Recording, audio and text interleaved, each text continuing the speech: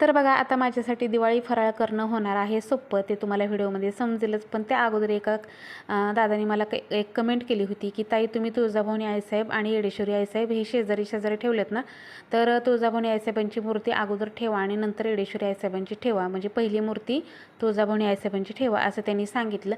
मला तर मूर्तीची जागा बदलणं पटत नव्हतं, पण त्यांनी सांगितलं म्हटल्यानंतर मी मूर्तीची जागा बदलली आणि बरोबर मी उजव्या साईडला तुळजाभवानी आईसाहेब, डाव्या साईडला येडेश्वरी आईसाहेब ठेवलेले आहेत.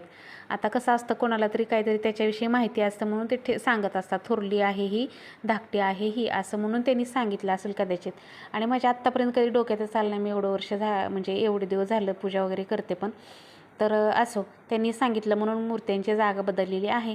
आता इकडे भरपूर अशी पेरू आलेले होते आणि वानवळा आलेला होता आपल्याला पेरूचा, तर ते सगळं काढून ठेवण्याचं काम करत होते मी.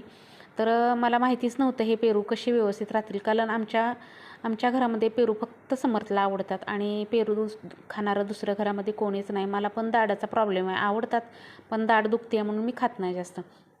तर कसे राहतील व्यवस्थित म्हणून विचार करत होते, तेवढ्यात बहिणीचा फोन आला. तिने सांगितलं की पेरू आपल्याला असे पूर्ण फममधून बाजूला काढून ठेवले तर जास्त दिवस राहतील, फममध्ये ठेवले तर लवकर पिकतील, म्हणून परत नंतर मग मी त्याच्यातले बाजूला काढून ठेवले.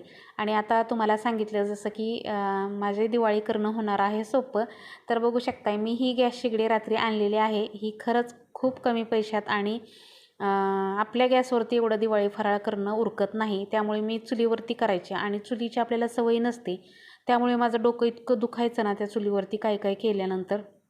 त्यामुळे मग मी विचार केला, आपल्याकडे 3 गॅस सिलेंडर आहेत, तर म्हटलं एक शेगडी घेऊया. ही शेगडी खूप मोठी चालते व्यवस्थित, दिवाळी फराळासाठी ही शेगडी भरपूर चांगली आहे. त्यामुळे दिवाळी फराळ माझं करणं होणार आहे आता सोपं. त्याची आता नवीन वस्तू आणल्यानंतर आपल्याकडं पूजा तर केलीच पाहिजे. मी तर अशी ही रोज गॅसची पूजा करते. आता म्हटलं ह्या पण गॅसची पूजा वगैरे करून पण पहिल्यांदा चालू करताना खरंच भीती वाटत होती.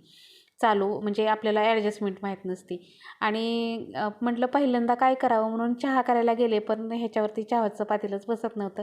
त्यांनी मला गॅसची शेगडी, आतल्या शेगडीची ही आणून दिली शेगडी, त्याच्यावर ठेवली आणि आता ठेवला आहे चहा उकळायला. खरं तर पहिला दिवाळी पदार्थ काहीतरी गोडच करणार आहे मी ह्याच्यावरती, पण म्हणलं आता सध्या गॅसची पूजा वगैरे केली आहे तर चला चालू करून चहा वगैरे करूया, म्हणून छान असं मस्त त्याच्यावरती चहा करून घेतला. आणि चहा करत असताना खूप गमती झाल्या आमच्या, कारण शेगडीवरती पातेलच बसत नव्हतं. मला वाटलं बसेल म्हणून मी आणलं होतं, तर तरी पण जरा मी मोठंच पातेलं आणलं होतं, रेग्युलर पातेल तर ह्याच्यावर बसलंच नसतं. पण नवीन कुठलीही वस्तू आणली ना की आपल्याला जरा चालवायला भीतीच वाटते. तर अशी आहे माझी गॅसची शेगडी. कशी वाटली नक्की कमेंटमध्ये सांगा. व्हिडिओ आवडला तर व्हिडिओला लाईक, शेअर, सबस्क्राईब करायला विसरू नका. श्री स्वामी समर्थ.